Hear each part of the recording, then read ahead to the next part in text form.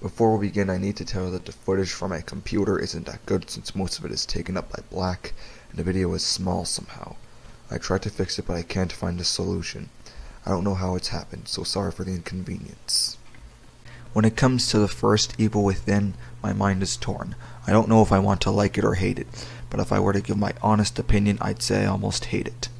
While there is a lot of stuff in it I find interesting, a lot of it is unfortunately buried in a ton of things that truly bring it down, such as stiff characters and character building, boring and slow plot, dumb inventory limits, and ridiculous difficulty that's just really annoying to go through. You'll see what I'm talking about. I've played both games, the first on PC and the second game on PS4. I really don't understand how people like the first game or dislike the second. I played the game from beginning to end about 3 or 4 times. I'm estimating here. All playthroughs were on casual difficulty and with a new game plus, but this game still didn't feel fun to play until I managed to upgrade everything to its max. A lot of you might complain or ask about why all my playthroughs were on casual difficulty, but trust me, I have an excuse for all of them. The game is hard even on new plus mode. Just trust me. First I'm going to go over the beginning of the game to give some insight, and I'm going to tell you how I got into survival horror games. It's going to be blurry because I get things mixed up. From what I've seen or heard, Shinji Mikami, the creator of Resident Evil and director of RE 1 and 4 and a few other games, wanted to try and to return to the roots of survival horror. A lot of people were hyped for this game, and from what I've heard, it sold really well, like with RE4. Correct me if I'm wrong. Three years later, the sequel came up to cover up plot holes that weren't answered. I didn't buy the game that time because I didn't have a PS4 and I wasn't into survival horror games. After I heard of Silent Hill in mid-2020, I watched reviews, gameplays, etc., and I began to grow interest in the genre. After seeing reviews of Evil Within 1 and 2, I personally think The Evil Within is the most divisive duo in the genre. There are those who like the first game and dislike the second, those who like the second game and dislike the first, and those who like both games, and probably those who think the first game is bad but the second one is either okay or fine. I've gotten into a lot of arguments, well actually maybe not a lot, about probably 2 or 3 about the first and second game, and there are videos I've seen that break down the Evil Within 1 and 2, and I agree with whoever likes the second and hates the first. Without further interruption, let's get into this. Also, for those of you who say the Evil Within 1 was really hated on, to be honest, I've done my research, looked everywhere, and it's safe to say that the Evil Within 1 was more liked than it was hated. I will be spoiling the story in its entirety. It's going to sound really goofy and it might not make sense to a lot of you guys. However, that's the way the story was told. It's done in a way that just really doesn't fit or just isn't the right way, or trust me, you'll see what's going on. Skip spoilers, go to the time stamped on the screen just to avoid it, to get my full opinion of the story. The game begins with Sebastian Castellanos, which is a really funny last name in my opinion, driving to a hospital to investigate a crime scene where the city is deprived of people. There's also Connolly, who we don't get much screen time of. There's also Kidman and Joseph, who are partners of Sebastian. They answer a radio, then there's a high-pitched noise that goes off. When they get there, it's a massacre, and they find only one survivor, Marcelo Jimenez. After that, Sebastian checks the cameras and sees a guy hooded in white kill 3 officers in a supernatural way. After that, he disappears and reappears behind Sebastian, plugging a needle in him. Then Sebastian wakes up in a room with a butcher dude, and so he escapes and somehow misses a tripwire that's obviously right in front of him. Somehow the butcher guy known as the sadist catches up to him and cuts his leg. Instead of finishing him off, he tries to kill Sebastian using the saw blade machine, which doesn't help because there's a trapdoor that's not locked. After going through the sewers and some hospital rooms, the sadist catches up with Sebastian somehow, and again, somehow we escape from him. The whole opening is just really lazy. Like, how do you escape like that? Like, just really, it's not explained that well. After that, we're back in the hospital and the world begins to shift around, Here arises another problem. The characters are stiff, like, they don't react to everything around them. Well, they do, but in the most bored way possible. Like seriously, like there's a lot of things that in the real world if I encountered I would be panicked, but these guys they're so calm for some reason. There are some rare exceptions, but they barely react. Also, they left behind Joseph for some reason. Like, it's not explained. Like, Connolly says he waited, but Yeah, I've seen videos, I don't know, just, After a high-speed getaway, they nosedive from a tunnel. Sebastian is carried on a gurney by some hospital workers and wakes up in a room with a nurse who acts nice in a cryptic way, but most of the time she's just, I don't know, there for, she just doesn't act, just, your generic nurse or person who just acts creepy around you, or just acts nice but unsubtly creepy, whatever that means. After being burnt in an electric chair, we wake back up in a burning ambulance. Sebastian gets out and finds Connolly, who turned into a zombie and still barely reacts. After passing through a bunch of zombies and swimming to a village in the forest, he finds Marcela Jimenez, who said they need to find Leslie and get past more zombies. Here is where we fight the sadist, who for some reason is captured, and if you try to hurt him while he's captured, he breaks free and the boss fight begins. What you might want to do is kill all the zombies in the area, but try using stealth and conserve ammo as much as possible. After seeing Marcela's brother as a zombie and killing him, and finding Leslie, we get attacked by an invisible zombie, which there's no way to tell where it is. After finding Leslie, we're confronted by the same guy who tried to stick a needle in our eyes. Ruvik, the guy in white who killed the 3 officers, we'll get more info on him later. We get teleported by chasing him into a room by a Shining reference, and here is where I think second or third arena happens. I recommend exploring for materials whenever you get the chance. After that, we go down a hall where we meet Laura for the first time. Laura is different from all the other Onryos, mainly because she isn't really a ghost. She crawls on all 4s and has 2 extra arms. She spawns from corpses, which I think you need to burn her. I don't recommend using bullets to kill her. For now, save your ammo and just run away. After that, Ruvik appears again and causes the stairwell to fall down after making us go back up. Sebastian falls on a wall in a cool but confusing way. Then we fight more invisible zombies and do some weird puzzle room thing where you have to hit one switch, which is mostly easy, depends if the textures load on time quickly. And that's caused me to die. And here is another scene where Sebastian acts completely emotionless. We find Joseph in a bathtub and wake him up, and Sebastian still acts motionless, despite Joseph only being his only partner. After waking him up, Joseph goes all insane for some moment, and Sebastian acts confused like he just saw his tap water running. Later on, Joseph turns into a zombie and Sebastian still doesn't react appropriately. Honestly, Sebastian is almost as emotionless as Henry from Silent Hill 4 The Room. He reacts well, and sometimes there's a bit of difference in his voice, but still he has the same blank reactions. After finding Kidman, who's trapped in an aquarium-like cell, here is another arena that sucks so damn much. Seriously, I died so many times, even on the easiest difficulty, and I still die because of those fucking zombies with infinite dynamite. After beating the arena and solving a puzzle where Joseph somehow knows the numbers for the 2 dials, Kidman and Joseph fall from the floor that collapsed like gravel from Minecraft. After fighting another horde of zombies and reuniting with our friends, Kidman says maybe they didn't see her as a threat. Then we get separated by Laura arms, and then we go through another segment where we meet Laura again and we have to burn oil underneath her, and then she runs away on fire. Here is where another boss happens. You have to burn Laura using the corpses. Hopefully you stocked up your matches or upgraded the amount you can hold, because you're going to need them a lot. After that, we see a memory of Ruvik using Leslie as a test subject. After a quick teleportation trick, we see a brain with a stem that forms a tree, and here is where we have to fight 3 zombies. We can't kill them, but we need to pull these wires out of their heads to disable the machine. After doing that, we have some sort of vision of the future. I think, after being shown a doctor putting a needle where our eye is, we wake up in the safe room and Sebastian asks a question and the nurse ignores it. She's like that through the whole game.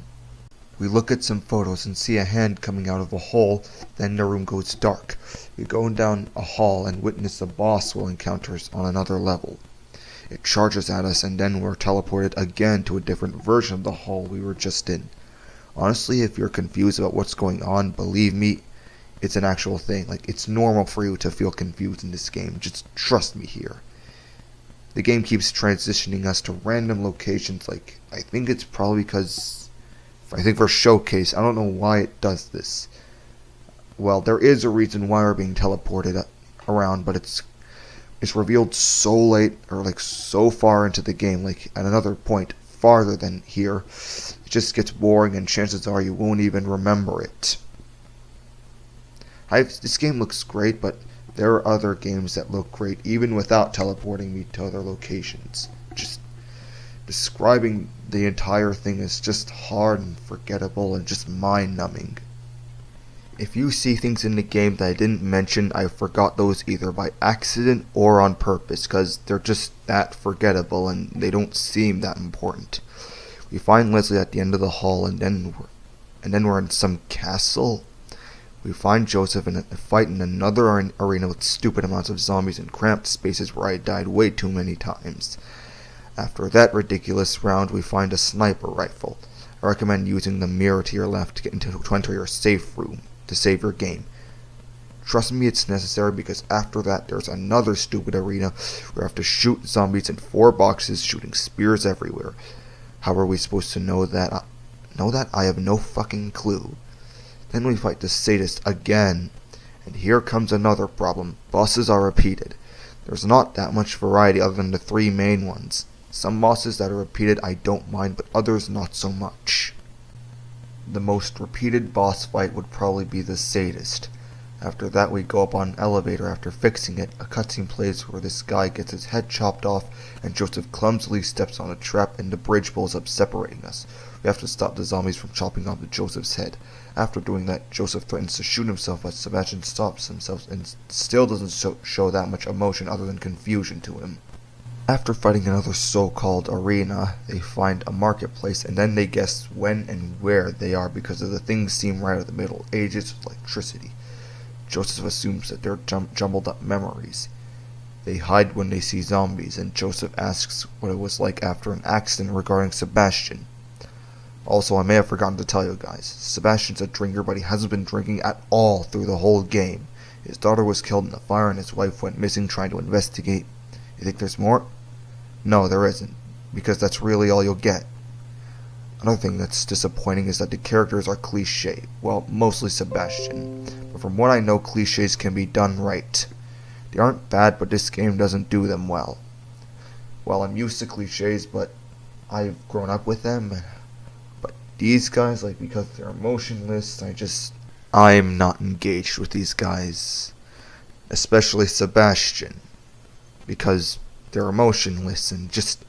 really, it's just a stupid way of trying to sympathize with them. After hearing Leslie scream and fighting 2 giants, we find a movable statue. Then we get teleported to the safe room.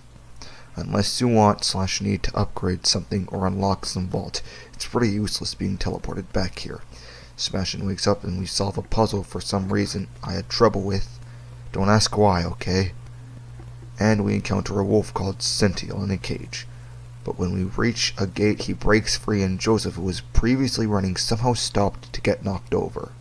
After another boss fight, we have to go back to get Joseph's glasses. After that, they arrest in a church. We hear Leslie and Kidman talking. Joseph says something cryptic, but interesting.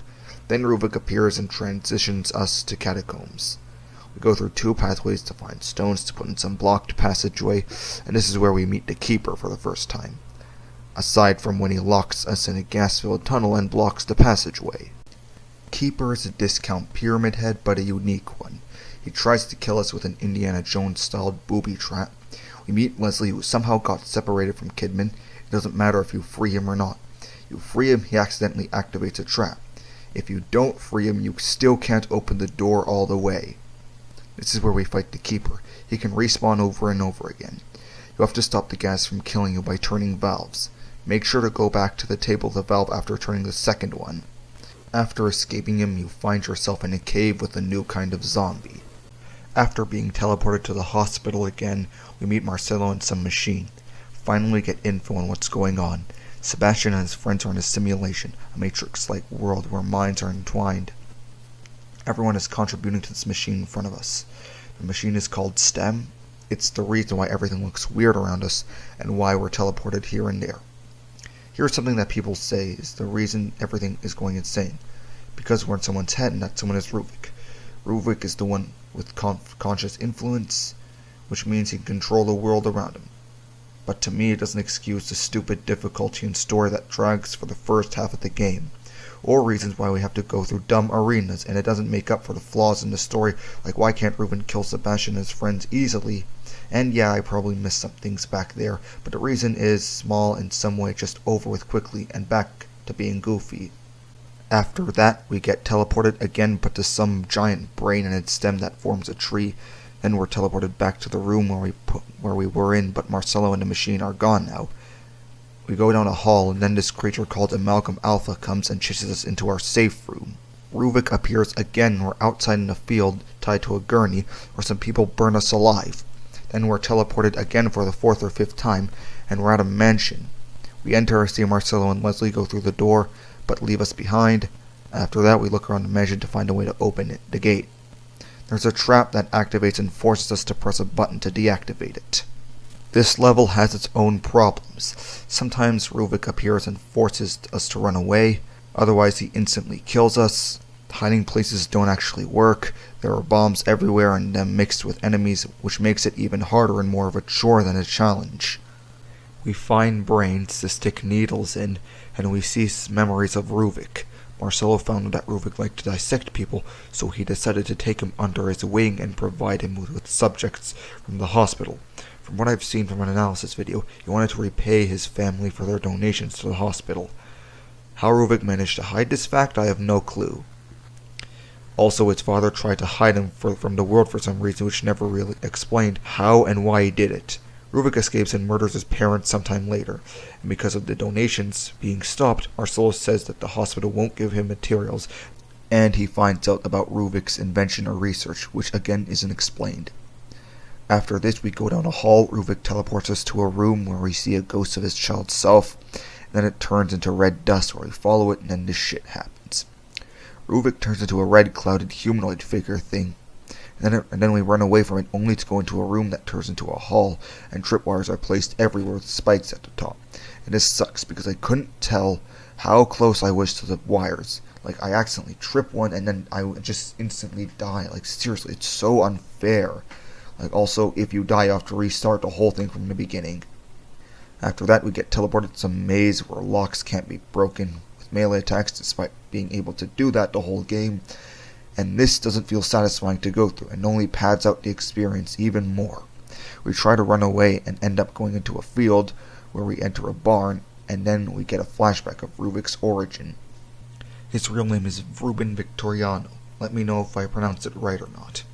He had a sister named Laura who he loved a lot. They were playing in their barn when some farmers came to burn it down, unaware of their presence. They burnt the barn down, then we have to escape the building, but the red cloud monster won't let us, and now we need to fight him. It's not a boss fight, it's just an arena with him, as an extra way to instantly kill you. After that, Laura sacrifices herself for Ruben to escape. This is the reason why Ruben's dad decided to hide his son, which is fucking dumb. Also, I forgot to mention that in the safe room there are newspapers that reveal info on Ruvik, or other things. One of them mentions a car crash despite the fact that Ruvik killed his parents in the house. How Ruvik managed to fake the crash, I don't have a clue still. I forgot a lot of the newspapers, to be honest. After that, we go down a ladder and see another flashback of Ruvik and Marcelo talking, and we go into some room with some kind of carnival-style blade machine, and no matter what you do, this blade trap activates regardless, and you can't stop it. Here we open the gate and go down a ladder and try to power up a door, where we meet a new enemy known as Trauma. I personally think they should have used him as a boss instead of an enemy. He takes up a lot of ammo to kill, and what's worse is that later on you have to fight 2 of them. It's ridiculous if you ask me. After that stupid fight, we opened it, and opening the door, we meet Laura again. If you haven't figured it out yet, she's a representation of Ruvik's sister who was burned. This entire segment with her just sucks. There's so many unnecessary obstacles that it just gets enraging. I died so many times here too. This game just loves to overpower you in many unfair ways possible. After burning her a bunch of times and getting into an elevator, Ruvik confronts us and says he knows who we are and he'll make us do something, but I don't know what he'll make us do. We go down the elevator and back to the mansion, where we go down the hall and see Marcello using Leslie as a subject for a machine. He says Leslie has made it through STEM without losing his mind. In other words, a lot of subjects died in STEM, but Leslie's the only survivor. After the machine is activated, we're fading into a room with bathtubs and stuff. But it doesn't work because of Amalgam Alpha showing up somehow. Marcello does a forced realization speech that doesn't make sense. He says it wants out and he couldn't be bothered to move out of the way and get smashed, and then Sebastian and Leslie somehow clip through the walls. This scene doesn't feel earned, it just happens and is over with quickly and ignored, which goes for a lot of plot points in the game. Silent Hill Homecoming did this scene a lot better. After going through some halls and Amalgam Alpha trying to get us, we're in a parking garage and Amalgam headbutts us into a small area and we have to fight him. Again, I died a lot of times here and I still think I die here today. He is way too overpowered. After that we go through an elevator and we see the city which is destroyed. After surviving an elevator fall and looking through the rubble, we encounter a water creature that we need to get the dead bodies in the water to distract it. You can't shoot the ropes, you have to shoot the bodies for them to drop. Again, not explained. After that, we enter another arena where zombies now can use crossbows, machine guns, and they have infinite ammo. Of course, like any other arena, I died so many times here. The game simply can't think of anything else other than arenas to show a challenge. So to top it all off, they had a rail shooter segment. After exploring, going through a destroyed building, and being teleported to our safe room 2 more times, we see Kidman, and after going through another swimming segment where I died multiple times, we get to the building and we rescue her. Then we go down some stairs and suddenly Sebastian turns into a zombie and attacks Kidman, but she shoots him and somehow we survive. Here's another plot hole.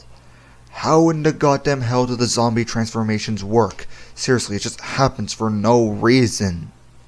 Like, I know a lot of you might say that it's probably Ruvik doing this, but how? Like, can't the game show how it's done? Seriously. Even recounting all the God. Let's just continue. Moving on. Kidman leaves Sebastian and we find Leslie, who runs away. We follow him into a gas-filled mannequin storage. Make sure not to use guns, explosives, or anything, otherwise the building will explode, instantly killing you. After that, we see Joseph in the distance and we travel over there. It's unknown how Joseph gets there. All he says is it wasn't easy. Also, Joseph found a working bus. We get on, Kidman finds us and starts up the engine. Sebastian asks Kidman what she's doing here for some reason, but then a creature appears and we start driving away. This driving level is a hybrid between a racing segment, boss fight, and an arena. 3-in-1 level, no joke. After that, Joseph says they're being switched around places by someone's will. Again, more spoilers. Ruvik. Ruvik's the one doing all this. The scene wouldn't be aggravating if it was shown this late in the game. After that, Joseph gets shot and we stop when we see an ambulance and we have to go over there to find some medical equipment. We go through some path with zombies and barrels. After that, we get the blood pack and the zombies come zooming on a truck with a machine gun. After that, we heal Joseph and take control as Kidman, ramming the bus through everything. I'll admit this part is actually cool. I may have been too negative on the game so far. There are some good moments, but this is getting long enough. After that, Ruvik appears and levitates the bus and causes us to crash. Of course, we survive this. Then we go through a building, finding a new trap. Along the way, we see a subway. Joseph says it's sticking out of the ground, but it's mostly sticking from 2 buildings like a bridge. Our goal is to get to it. We shoot an elevator to get to a lower floor, but it falls after Sebastian gets across. Joseph somehow finds another way to get down, and we go through the halls. However, we see the Keeper lurking around. Also, I died on this level a ton of times for some reason. I kinda forgot how. There's also an optional boss with the Keeper. I recommend not to fight him. Just wait until he leaves. Make sure to crouch the whole time. The acid trap takes a long time to be disarmed. Make sure you're crouching behind Keeper, but look out for traps he's set along, such as the wire traps and barbed wire traps. After that, we wander some more and see the reporter guy. I think I may have forgotten to mention him, but just in case, we meet him a few times through the game. Then we are teleported to our safe room again, after going out through more running and seeing zombies with bombs attached to them. Honestly, this game gets worse even on the easiest difficulty. The difficulty of the game is always the same, no matter what you change it to. I know I keep going off topic, but it really is that big of a problem. The only thing the difficulty changes is the enemy placement and traps. We get to a huge kitchen where we see Joseph being chased by Keeper.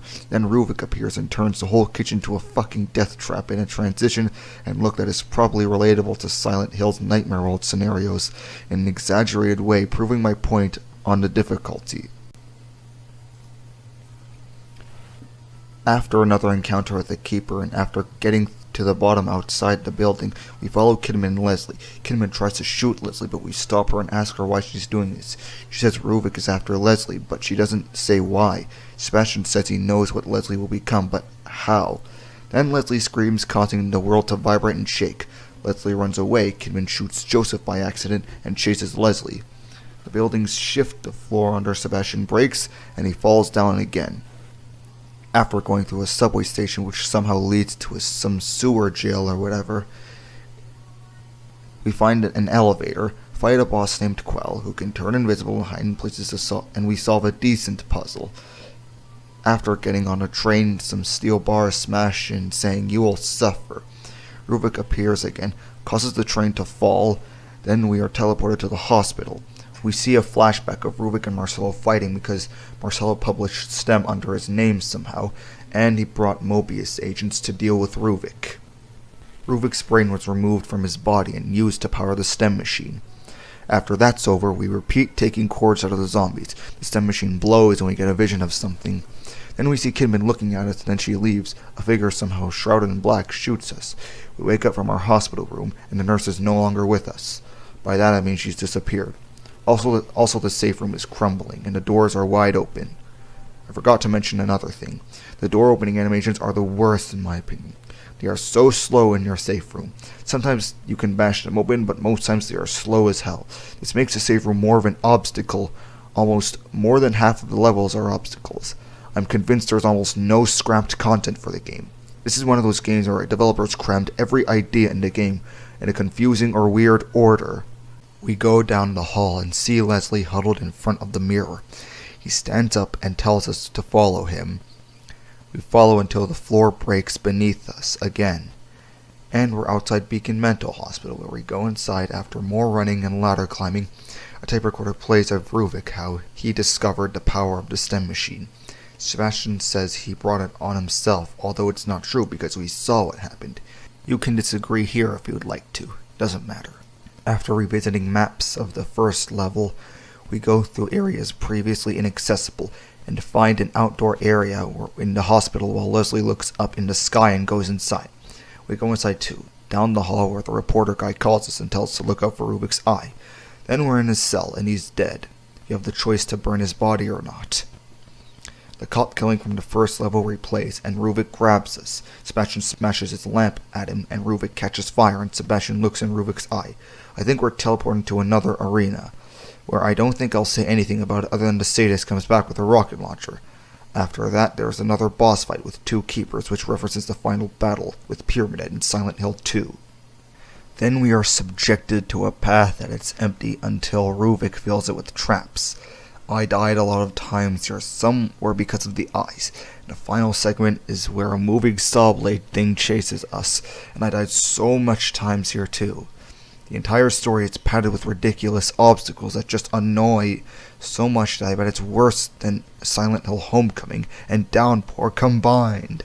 I know that sounds subjective, but I don't care. I said it. Come at me. Argue with me. I dare you.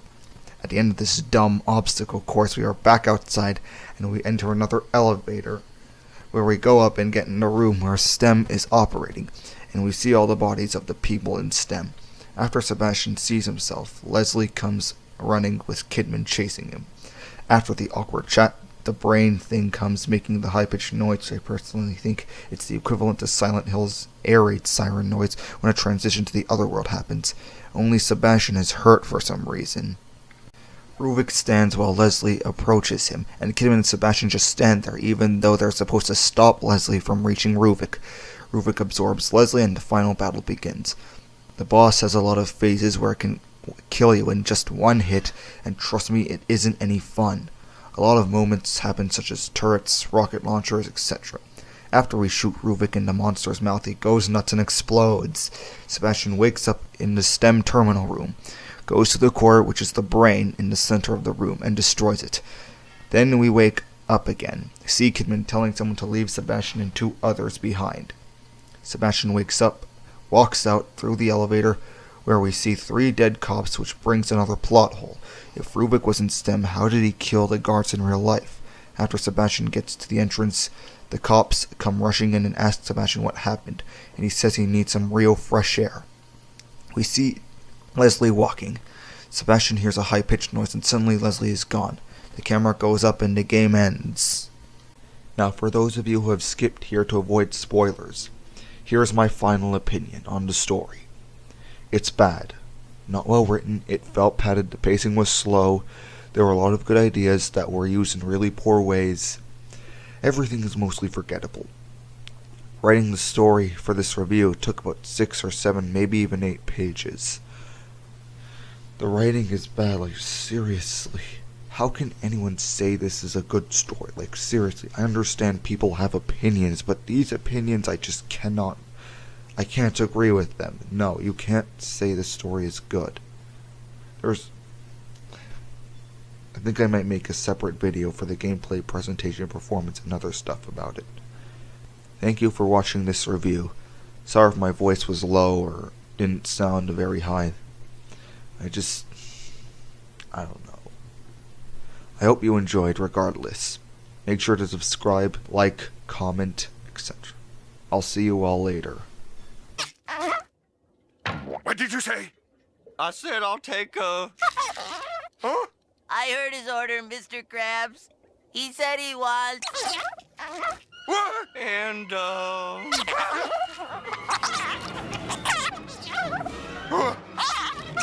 What?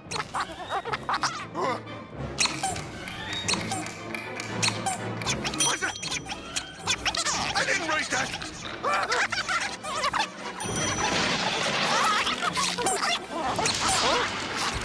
Who said that? What's that? Could the world's greatest fry cook do this? And this, and this, and this, and this, and this, and this, and this, and this, and this. Stop it! Stop it! Don't you hear it? Please, make it stop. Ouch! I'm sorry, but I can't take the infernal squeaking no more!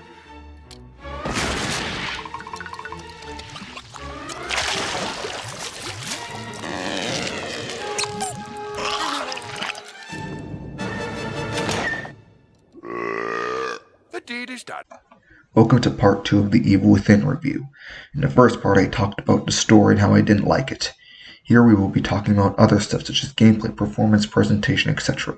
Also, if you enjoy my content here, don't forget to like, comment, and subscribe.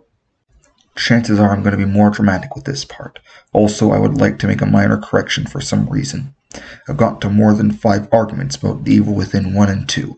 For those of you who continue to prove me wrong and say that the story of the main game and DLC are well explained and well designed and well thought through, you're wrong. You're still wrong, and I still disagree.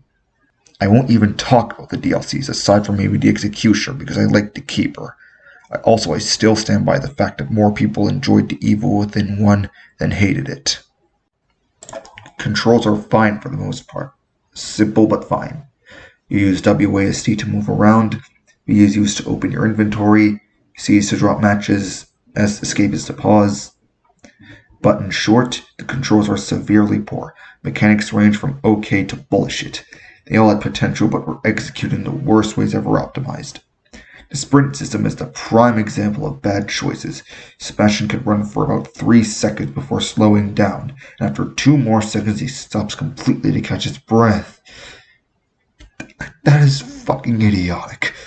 Okay, who thought that was a good idea? Just who?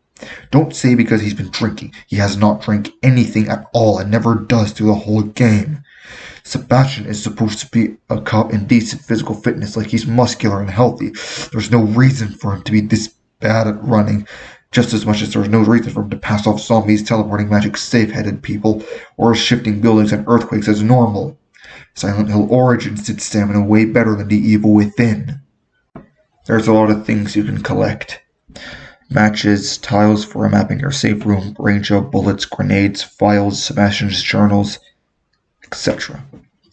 First off, the amount of bullets Sebastian can carry is small and enraging. He carries way less than Alex in Silent Hill Homecoming, though that's an exaggeration. There are matches that lit zombies on fire, but we can only carry 5 at a time.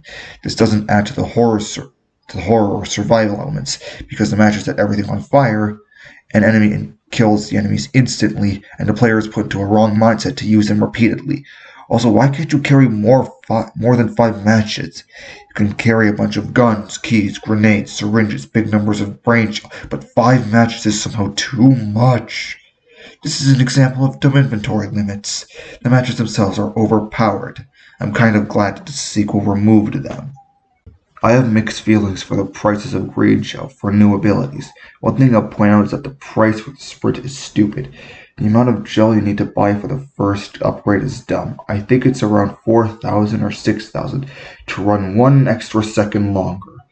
I'll need to play the game again on New Game only to verify that. The journals are found in rooms with mirrors that lead into your hub. They're supposed to explain Sebastian's tragic backstory, but they're never addressed, and Sebastian doesn't comment on them, so this was another stupid way to sympathize with them. There are a lot of traps to watch out for. Disarming them gives you weapon parts. At least in this game you can disarm them in different ways, unlike in RE4, where you had to shoot and waste ammo to disarm them. There are parts for your crossbow to craft bolts. The crafting system is the most shallow system ever to be made. Like, you can make any bolts with just one type of scraps. This crafting system doesn't have any place in a survival horror game. There are audio tapes you can listen to, but they're just about Ruvik's experiments, and the player might not even know about this because they are shown before the scene where we learn of Ruvik's origins, so yeah, that was fucked up too. There are tiles you can collect for a map in your office/safe room. Collect them all, and I think you unlock some new weapons. The other weapons that are unlocked in other ways, which I have not found. I also haven't found all the tiles. There are these orange folders with blood on them, and explain what happens to the people in them. I didn't read them because I'm not a fan of reading. The only reason I know that's because I looked them up. There is no strategic thinking in the game other than throw your inventory at everything until it dies. The enemy attacks or abilities are inconsistent and range from okay or unfair, such as being able to throw endless dynamite, using tentacles with claws to one-hit kill you from far away, to having protective masks that are bulletproof, to carrying similar weapons in general, or getting into these animations where they get cheaper free hits on you. I dislike the idea of enemies that one-hit kill you, and I think it's a stupid way to add challenge and makes it frustrating than fun. Also, when you use to aim your gun, there's some slight bobbing that makes it hard to land your shots. This is a small problem, but there are times where I swore I had the reticle on the zombie, but it did not kill it. Or by that I mean, like, I had the reticle directly on the zombie, but I think my bullets would just go through it. It's not that severe, but I thought I'd mention it. I don't really have much to say about the gameplay other than Sebastian's animations tend to be slow and sloppy. He controls alright, but the enemies are not well thought out and just part of the game's frustrating difficulty. Stealth in the game is weak at best and underwhelming at worst. All you do is crouch slowly and stab monsters. That's it. There's no upgrades for stealth, and honestly you'll rarely use it most of the time. There are statues you could break to obtain keys with them to unlock vaults in your hub. You can receive ammo, gel, bolts, and additional keys. These are fine additions. The hiding spots for them are alright. What really shatters the immersion is where some animals can carry the statues on their backs. One of the dumbest examples where you open a locker and a crow flies around carrying the statue on it. It was hard to shoot because it also clipped through the wall and roof. To those who say the plot of the first game is logical and the second game is nonsensical, does this part explain or anything or prove my point? Also, how exactly do animals survive in these kinds of labs or these tunnels? Well, I can understand rats maybe, but crows? Hell no. Graphically, the game looks great. Levels are stylized, detailed, gritty, and the visual effects are superb. All levels look great and definitely stick out, though the color scheme looks a bit bland in some places. Like most of it is gray and it's shown 75% of the levels. In terms of the design of the levels, this is where it gets frustrating. The level design feels a bit artificial and just really makes no sense, and sometimes some levels can be cut out completely and the game would either be better or the same. Despite the stylized graphics and areas, they all look overdone in some way. The transitioning to the areas are done stupidly and since the game takes too much of its visual effects, the story progression is affected by it. Not only that, but the special effects for the cameras are so flashy and in your face and bright, it's practically blinding and it gets annoying. There are also texture pop-ins that are pretty noticeable, though that's probably the fault of the game's engine, so I don't think I'll go that deep. I have mixed feelings over the monster designs. They're alright. Their symbolism is great and everything, but I can't help but make comparisons to previous monsters in other games. I played Resident Evil 4 and beaten it, and I realized that that the monsters in the Evil Within are taken from that game or others. In short, the monster designs range from okay to underwhelming. The zombies aren't that interesting. I've been into zombies before when I was obsessed with Minecraft, and I've seen other zombie designs. There's not that much creativity aside from maybe alter ego or invisible zombies. Forbidden Sirens, Shibitos have more variety. I do think Centennial the Wolf is cool since I like dogs, and the Amalgam Alpha is fine too. I really do enjoy amalgamations of monsters like the fan-made FNAF animatronics or some of the SCP monsters. Trauma looks fine for the most part. Zen and Nuan are meh, considering the fact that they are copies from Resident Evil 4's ogres, El Gigante. Doppelganger is just a dude who has darkness for a face with a slight resemblance to Entity 303. The babies aren't that inspired. Hershey looks cool but also goofy, at the same time being one of those failed test subject monsters. Quill is just a tentacle monster who can turn invisible, so nothing special there. Laura and Keeper are the best out of all, their design while being from other sources are put to good use, and they are cool to look at. Keeper especially, while looking like a Pyramid Head clone, looks great with his teleporting save head trick. Though I personally think Silent Hill Homecoming's bosses are cooler mainly because their designs are more original to an extent, and because there's strategy within most of them. The Sadist is the most underwhelming. He's just a guy with a chainsaw with his head in a cage. He looks too generic. Silent Hill Origins Butcher is more inspired than the Sadist. Not because it's a Pyramid Head clone. You guys can stop complaining about it. I won't talk about Shade or Cadaver because I haven't played the Assignment or the Consequence DLC, mainly because I saw reviews of them and I really do not want to go through what's in store for any of those. For those of you who might ask, no, I will not review them or talk about them. They don't solve anything, nor will I buy them. I'm not wasting my time or money with them. In terms of performance, the game can be somewhat laggy. Frame rates might drop a little bit, but nothing too severe, though that depends on your computer, whether it's old or new. The game's performance might be better or worse. The animations for the characters are alright for the most part, though Sebastian's startle animation is reused a bunch of times, and that doesn't work for some scenarios. Facial animations are kind of meh, like they're stiff in some areas, and it looks like only the eyeballs and eyelids and mouth seem to move. Joseph's animation and face articulations are alright. Julie Kidman's animations are somewhere between Joseph and Sebastian's facial animations. I don't know, but some face models some face models look dusty and grayish. I don't know exactly, but that's the best way I can describe them as. There's a model viewer which is actually great. I love looking through the models and seeing the info for them. I wish other games had this feature. This is something I need to mention. The segments in the Evil Within range from alright to meh to stupid to annoying. There are so many segments that can be cut out and the game just seemingly gets worse as time goes on. In the second level or chapter, there was this huge amount of zombies where I died so many times. I didn't know what I was supposed to do, and for some reason I think it was because of the depth of field, which I think is the reason I couldn't find a bridge that led to the next part. I tried running away, but the stamina ran out so fast that I died so many times doing so. Also, most arenas can be cut out and the game would be better. To anyone who says Sebastian is able to run for 3 seconds because he was either smoking or drinking, there are chase scenes where the stamina meter doesn't apply at all, and Sebastian can run longer than 3 seconds. Don't make excuses, guys. I don't understand what the hell is going on. The voice acting is not the best. Sebastian is emotionless, like mentioned before. He seems to complain with slight anger in his voice, and I dislike it. Thankfully, the sequel fixed this. Didn't the voice actors know what they were doing? Because I don't think they understood the situations the characters were in. Don't bother defending the voice acting. It's not good, aside from some decent performances from Joseph and Kidman. Leslie is alright, though the parts where he yells are cheesy and it just makes me ask myself why he was made to say shit like this. His backstory is tragic, to an extent, and yeah, I do agree. I can understand the reason why he acts like this, but I feel like the potential here was handled weirdly. The final segment is just stupid. It's just more garbled gameplay with one-hit kills that infuriate the hell out of me.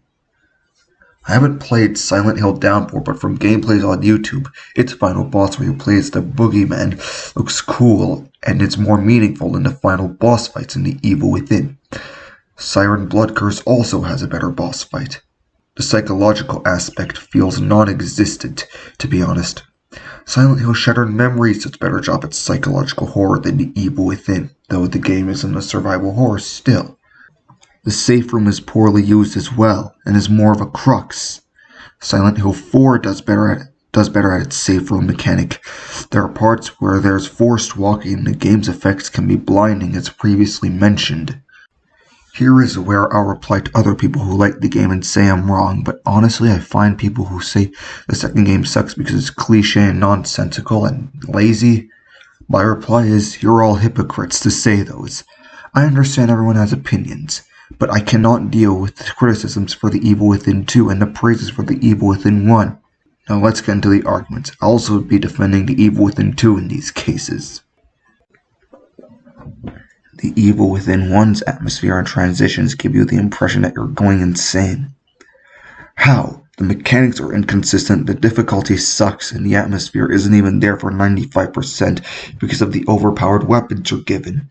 The transitions are lazily done and the worst transitions in any game, and the amount of times I died made me groan in boredom because the story never went forward and I didn't know where I was even supposed to go, or I didn't know, but I don't know what was supposed to happen after that because I'm going insane, but not out of fear, panic, or anxiety, but out of boredom, frustration, and annoyance. In The Evil Within 2, Sebastian acts just as same as he does in the first. Fuck off. No, he doesn't. There are scenes where there's true emotion in his voice.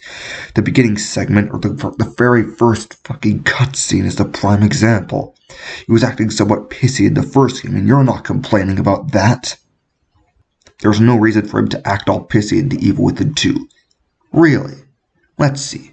They burned down his house, kidnapped Lily, his daughter, injured and kidnapped Myra, brainwashed her into thinking her dad was dead, possibly traumatizing her, used her as the core for the new stem with 2 other dangerous psychopaths who have conscious influence. Let her be in the heads of other Mobius workers who seem to not care and abandon their comrades and kill innocent people. There is a reason for Sebastian to be angry at everyone. The mechanics are clever in their strategy and the gameplay. Sebastian runs for 3 seconds and can only hold 5 matches at a time, and gets a crossbow that shoots bombs, fire, etc. He also gets a shotgun. There's no clever mechanics whatsoever. They all are lazily put or not implemented on. The only effective thing is just shooting everything with all your inventory until it's dead. This isn't a survival horror game, it's an action horror game, and it's not a good one either. The story is well written and dark and twisted. To some extent, yes, but most of the story is confusing, boring, slow, padded, filler, and the events are horribly written. There's no character development, the events are just ramblings, and there are so many plot holes, it's just a complete mess. The characters are cliche, underdeveloped, insufferable. There are story elements and there's even story elements which could be removed and nothing would happen or change. Overall, the game is a mess of plot holes, inconsistencies, sloggy movements, semi-broken mechanics, bad game ideas / choices, shallow, lifeless, unrealistic cliche characters, mishmashed order of levels and mechanics, impossible references, broken plot, irrelevant stealth, dumb inventory limits, bad enemy designs, wrecked garbage difficulty, too many arenas, irrelevant content, blinding effects, reliance on its stupid transitions, too much into showing off areas that lack relevance, the list goes on. I really do not recommend this game. It's bad. I kind of hate it. I prefer the second game over this pile of trash anytime. However, with my bias aside, a part of me can't help but somehow have passion for this game. Part of me thinks that there is a great game in there. It is unique to an extent. Some of the story elements have potential, and I think it would have done great, but the execution was sort of terrible, but not irredeemable. Honestly, I'm mostly torn in half in this game, despite hating it. The Evil Within 1 is not the worst game ever made, but I really can't get into it as much as everyone else. I cannot understand why people love this game. I really cannot. Screw this game. I don't think Shinji Mikami is as good as people say he is. I haven't played any of his games aside from Resident Evil 4, and I have some semi-major problems with RE4. If you disagree with me, that's fine, but I'm honestly not going to care at this point. The only reason I play it now is because I'm bored. I hope you understand why I dislike this game. My last review will probably be about the third DLC for The Evil Within: The Executioner, because it's more fun than the main game itself. And no, I will not get the assignment or the consequence because there's no way I'm going to go through the shit they have to shove down my throat. With all that said, I hope you enjoyed watching this review and rant. If you like what I'm doing, don't forget to subscribe. You can also check me out on Instagram and Twitter. I also have a Patreon account, so if you want to donate, feel free to do so.